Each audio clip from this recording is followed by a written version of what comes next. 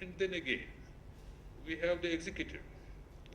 Of course, one of the speakers here today earlier said that society is all too ready to train its guns against the politicians. It is true, the political class is the most heavily criticized class. It appears to be a universal phenomena, may not be confined to this country. But then the class which really bears very careful examination is the executive. It is the executive government that is at the heart of the system. Indeed, it is what the bureaucracy does or does not do that ultimately decides as to what the citizen gets or does not get. Now, there are of course two sides of the coin. The executive is overburdened. Sometimes the courts also do not realize this. As again, one of the speakers this morning mentioned, courts make orders saying that I direct the chief secretary to do this within 2 weeks. The chief secretary, poor man, has got 100 different things to do.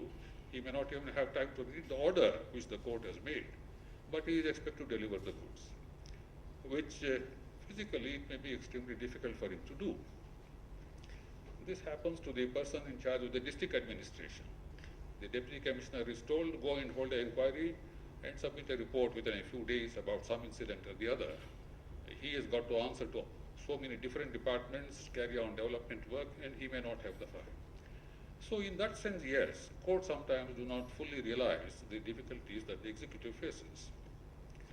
But on the other hand, the executive also has developed an attitude of not having sufficient respect for the orders of the court and not taking care to implement that order. Here I really was surprised to hear about the Judgments Implementation Committee that one of the speakers this morning mentioned. And what is even more surprising was the fact that successive chief secretaries have failed to convene a meeting of that committee. You see the huge gap. Litigation takes years to result in a judgment. When judgment is delivered and is sent to the government to be implemented, implementation does not take place. Those in the government take a serious view. The minister says it should be done and steps taken, and still the executive does not do it. So this is the kind of situation in which frustration results, and that does not help anybody. It only makes people angrier and makes them lose the kind of even temper which they are required if they wish to solve problems. So all these areas, at times it results in a desire to simply try to undermine other institutions. It is true, judges are often angry at the quality of the law. Sometimes they express themselves in harsh words. Sometimes they use strong language while striking down a law or striking down executive action, which shows lack of care, lack of concern, non-application of mind, and so forth.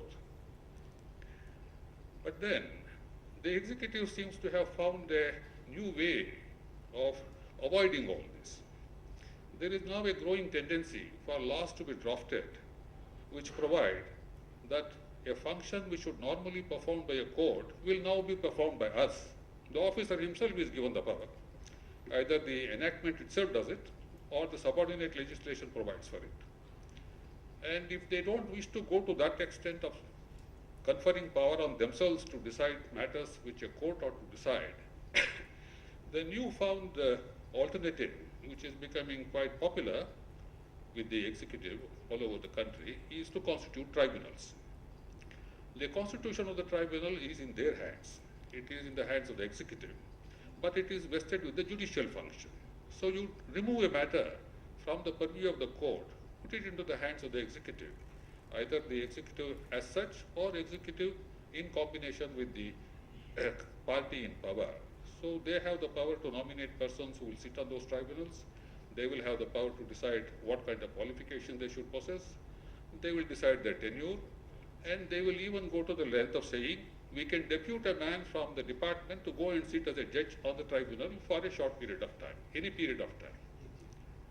This completely undermines the whole concept of separation of powers, which was meant to safeguard the citizen's rights and to ensure that his rights are determined by persons who are judicially trained, who can weigh two sides of the coin, who can evaluate the evidence presented before them, and who will ultimately decide with reasons as to why a certain conclusion was arrived at. Now, this is a matter of concern which will upset the balance and ultimately harm the citizen in whose name all this is being done.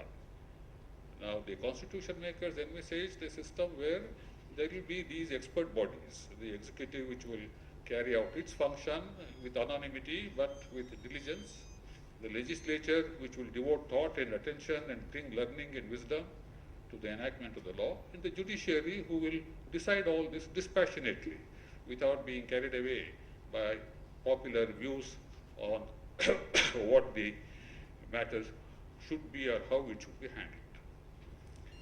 So it is very